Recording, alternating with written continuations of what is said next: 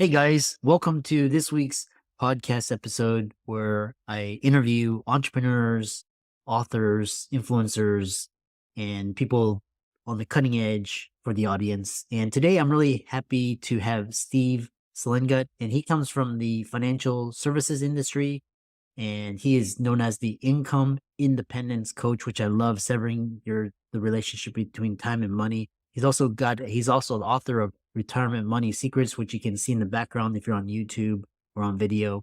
And I'm really happy to have him on the show to talk about finance, financial independence, saving, bread and butter topics for the audience. So Steve, welcome. Great to be here. Great to be here. Yeah, I know we're excited to have you on and get you on and record. So talk about what's your story and how you got started and what you do. I really got started pretty young. My dad was a builder, developer in North Jersey at a resort type area called Lake Opatcong, about 45 minutes in those days from the city, probably 3 hours now. But he taught me about how he went about running this business and how he generated income. And it wasn't so much the value of the land that was important to him. It was the income that he produced by having rental properties, taking back mortgages, and stuff like that. So he had sources of income. He even insured the people's homes and cars and stuff like that. He had cash flow from several different sources. And when I was young and doing those odd jobs that kids do during the summers, he was teaching me to constantly put away a little of it. And he'd show me the savings account that he'd put it in. He said, "You see, this is called interest. And you can just be sitting there or lying on the beach, and that interest is accumulating just because they're using your money." And he taught me the lesson about never placing money in any type of situation that doesn't generate some form of income for you. So I never got hooked into zero coupon bonds, for example. And I never bought IPOs. So I missed the big ones, but I didn't lose on all the other ones. There are more of them go south than go north.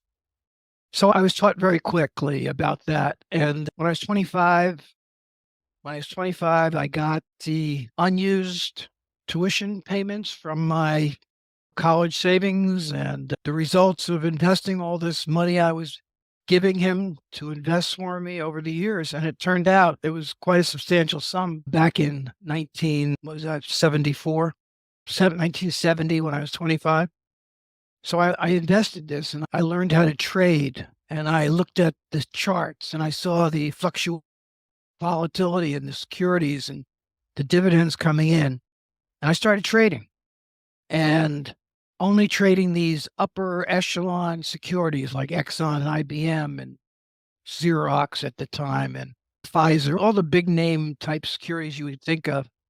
And by the time I was 34 in 1979, I was making about 5 times my salary in income from both of these two streams of income, the dividends and the profit taking.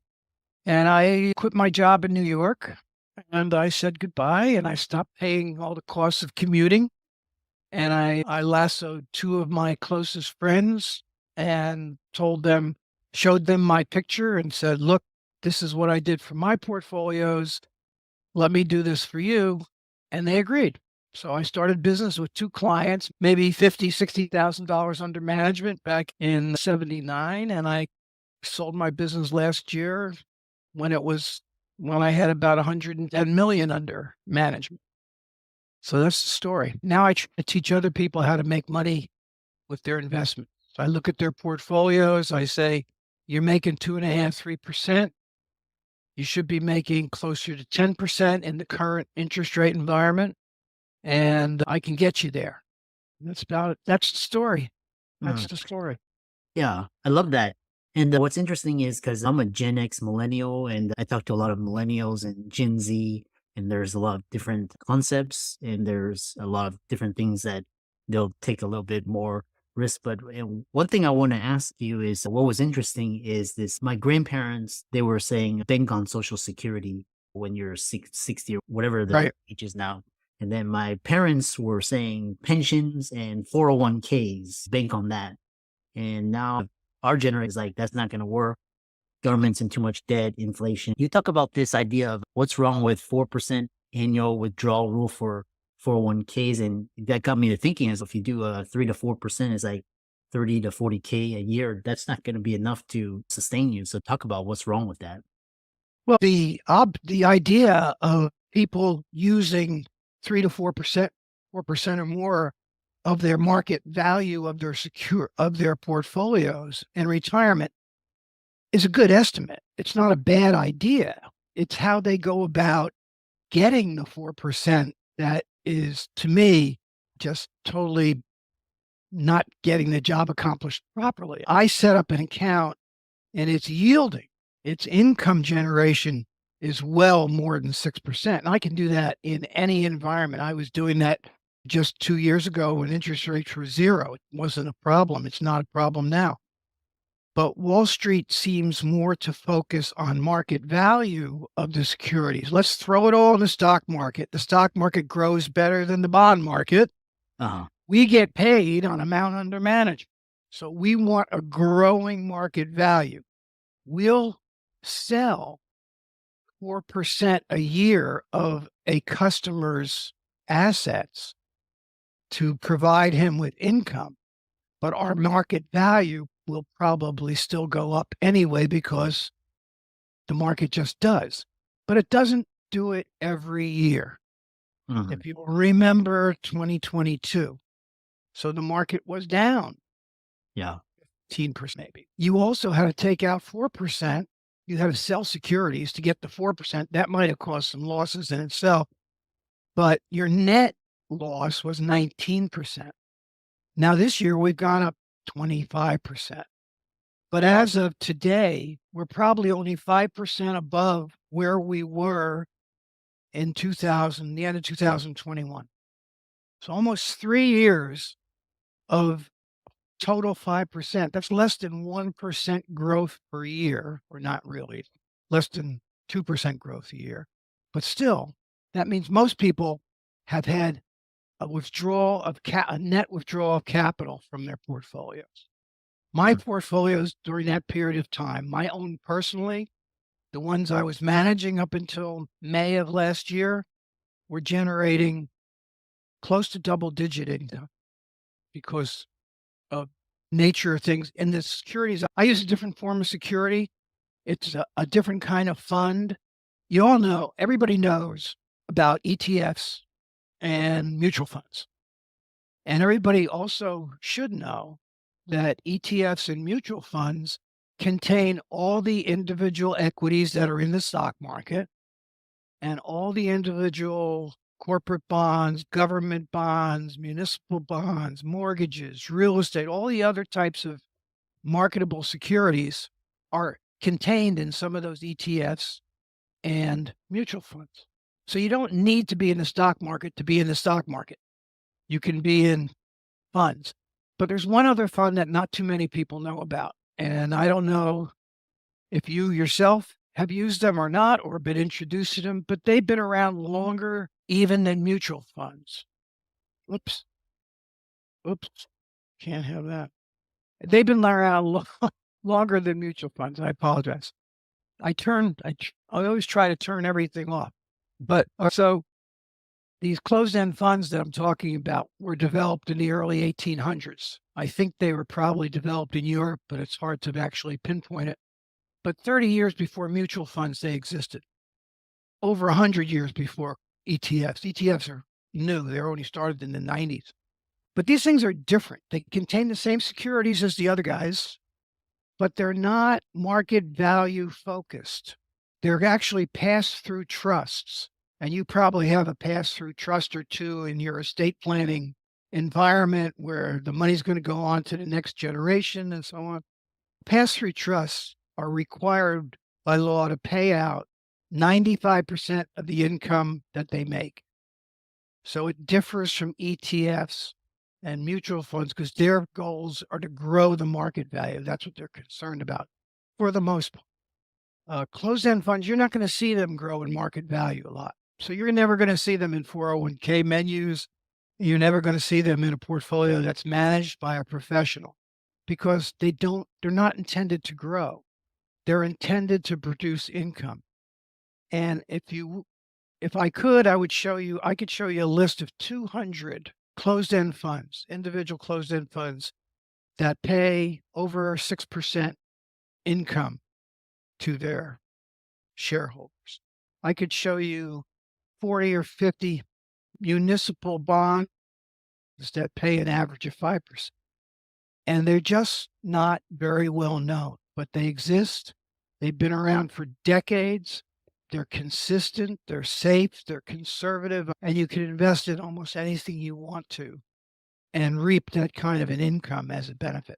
What you're not going to have, you're not going to have that ego trip of, oh, my account's just gone up to an all-time high. It's the highest it's ever been in history, and I feel so rich. So I ask most people that I come into in a coaching environment, I say, how much income is your investment portfolio giving you that you could go and spend, that you could take that next European vacation or Caribbean cruise without touching your principal? Do you have enough income to do that? And 9 times out of 10, the answer will be, no, I don't. No, I don't. I'm counting on market value to produce my income, to sell stuff, to spend what I have to spend, buy the car, whatever. Retirement Money Secrets is based on a conversation that I have with a couple that my wife and I meet on a cruise from Amsterdam to Switzerland. And we talk to these people, and we talk to them, and I'm talking to them all the time about how they had to sell some mutual funds to pay for the trip, blah, blah, blah. And I go through and I teach them from all the fundamentals of investing and talk about closed-end funds and how they differ, what some people consider problems about them, and other types of things. And eventually they get the option of choosing whether they want to do this themselves or have somebody manage it for them and so on. Sure. But that's the difference. That's what I've discovered. The 4% rule is a great rule. It's easy to produce 4% income. Anybody can do it. You don't have to be a rocket scientist, and you don't have to take great risks. It's easy, but they Right. don't do it. Yeah. I love this idea. And talk about the other question I had in your was this idea was what is this idea of the difference between growth in market value and growth in working capital? I'm just curious about that concept. What is that? It's a lot like, let's see. If you're playing Monopoly, all right, and you have one house on the board and it keeps growing in market value and growing in market value and growing in market value. But all the guys around you, when they roll the dice, they don't land on your property and pay rent. So it's not generating you any income. It's just making you feel good. It's now it's one house, now it's a hotel, now it's whatever, but it's not generating income.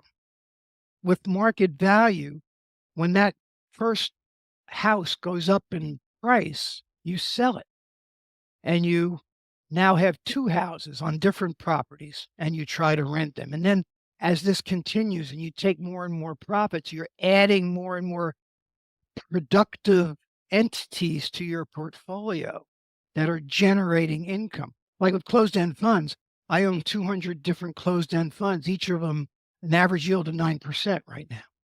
And even if one of them went out of business, I'd still be making more than enough income to provide my 4%, wouldn't I? But if I owned the same number of securities paying no income, I'd be having to sell to get that 4%. This base of securities, the cost of that is the working capital. That's what's working to produce your income. If I have $100,000 yielding 5,000, okay? If it goes up in market value, it's still only yielding 5,000. If it goes up in market value and I take the profit and now I have 102 yielding 5%, I have more than 5,000. And all those little incremental additions to capital produce more income. And Mm. and if you have enough income, you never have to sell things, reducing capital to pay your expense. Mm. So working capital, just by definition, it's investments, the cost basis of the investments that are working to produce your income. Market value is just how much you can buy and sell them. Oh, I love that. It's very, so for example, like dividends or like bonds, real estate, things like that. It's more capital efficient versus just watching your net worth go up. The other question I have is this: you have so many. I love to have you on future podcasts because you have a lot of interesting ideas.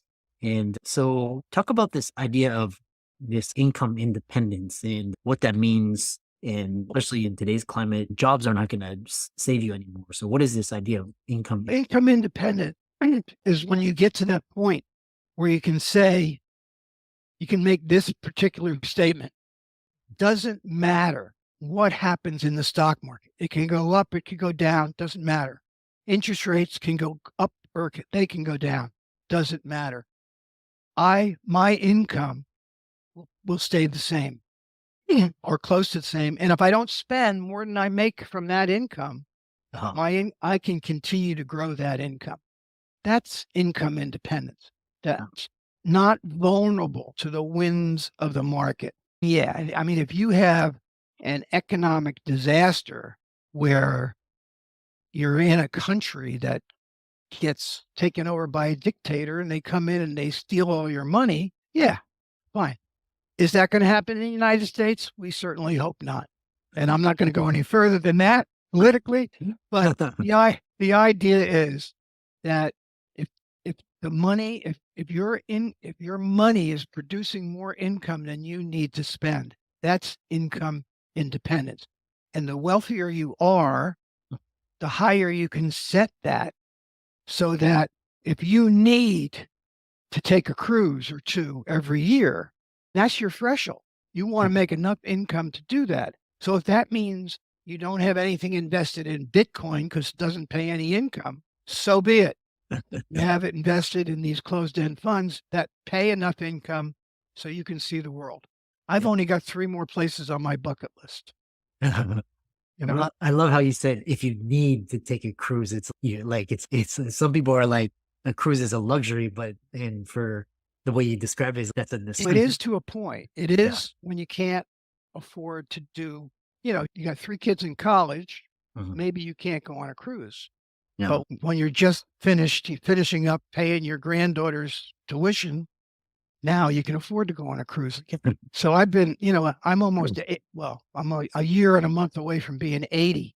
So Wow. so theoretically, I don't have any of those problems anymore. Yeah. And I have this lump that I can do with pretty much what I want to. But in my mind, I still want to make every penny that I'm spending on those cruises, on that traveling.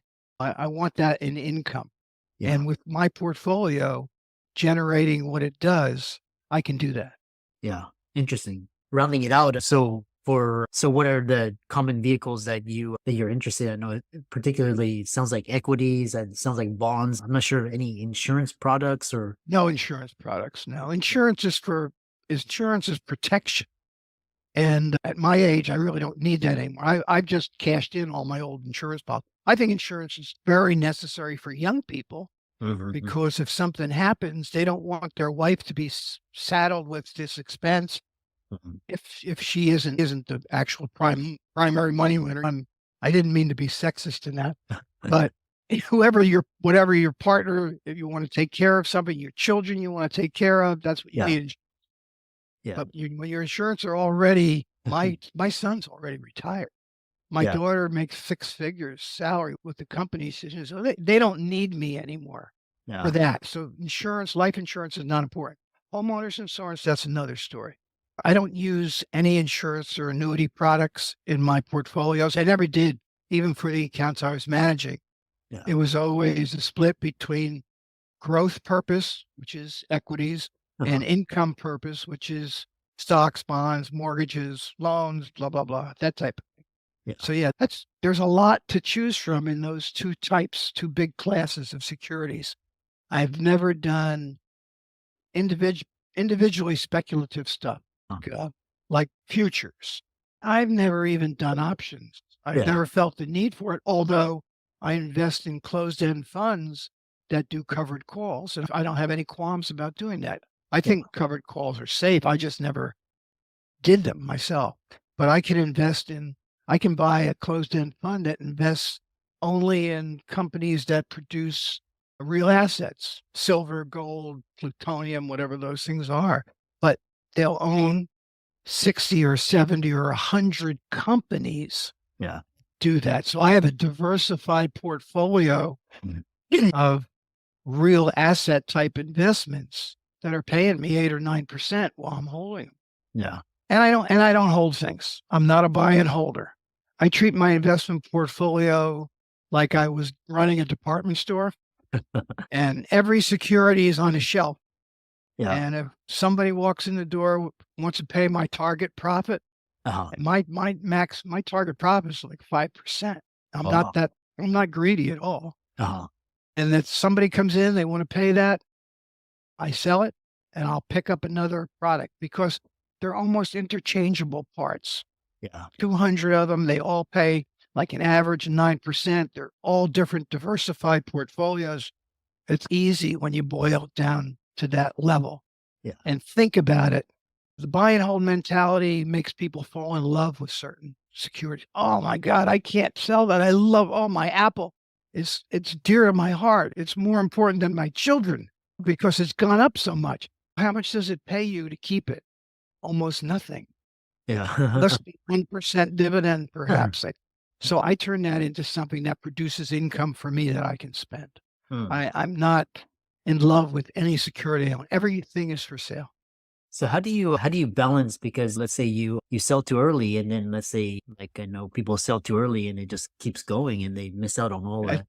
You just let it go, or Well, you never sell it. There's no such thing as bad profit. And nobody on the planet, none of us know what's going to happen tomorrow. Yeah, exactly. And just as yesterday, when a lot of people were sitting on some profits, those profits have disappeared today. Mm, My profits didn't disappear because I took them yesterday.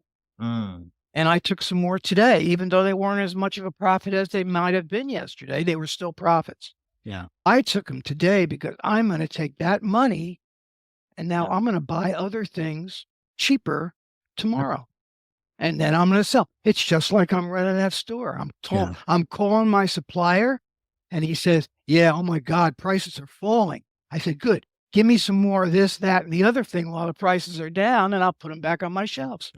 You can't have that attraction. You can't have that love if you Uh-huh, want to be in my mind, if you want to be a successful income uh-huh, investor in the stock market. You have to develop a set of rules for the quality of what you're buying. You have to diversify properly, and then you can safely sell and repurchase the same securities over and over again. I've sold, I think, just under 200 different closed-end funds already this year. uh-huh, 106 last I looked. Okay, some of them several times in the space of 3 months. yeah. Have generated profits equal to 2 full months' income that these things produce. Mhm, So instead of having a 12-month income year this year, I yeah, already have a 14-month income year. yeah, And by the end of the year, who knows? I don't know if the price is going to continue to go down or they're going to go back up again. yeah. But I still will have that same level of monthly income regardless. Yeah, I love that.